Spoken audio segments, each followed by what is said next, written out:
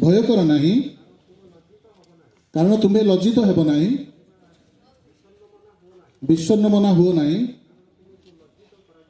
ତୁମକୁ ଲଜ୍ଜିତ କରାଯିବ ନାହିଁ, ତୁମେ ଆପଣ ଯୌବନ କାଳର ଲଜ୍ଜା ପାଶୋରି ଯିବ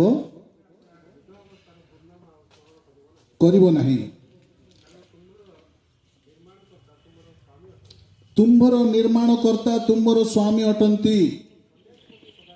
ସୈନ୍ୟାଧି ପ୍ରତି ସଦାପ୍ରଭୁ ତାହାଙ୍କର ନାମ ଓ ଇସ୍ରାଏଲର ଧର୍ମ ସ୍ୱରୂପ ମୁକ୍ତିଦାତା।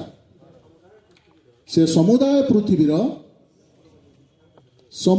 ପୃଥିବୀର ପରମେଶ୍ୱର ବୋଲି ବିଖ୍ୟାତ ହେବେ। ଯିଏ ତୁମକୁ ସୃଷ୍ଟି କରିଛନ୍ତି ସେ ହିଁ ତୁମର ସ୍ୱାମୀ ଅଟନ୍ତି।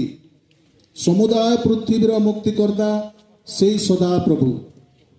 ତେଣୁ ପ୍ରିୟ ପ୍ରଭୁଙ୍କ ଲୋକମାନେ, ମୁଁ ଆଜି ନିଖିଲର ବିଷୟ କହିବାକୁ ଚାହେଁ। ସେ ଆମ ଗହଣରେ ନାହାନ୍ତି।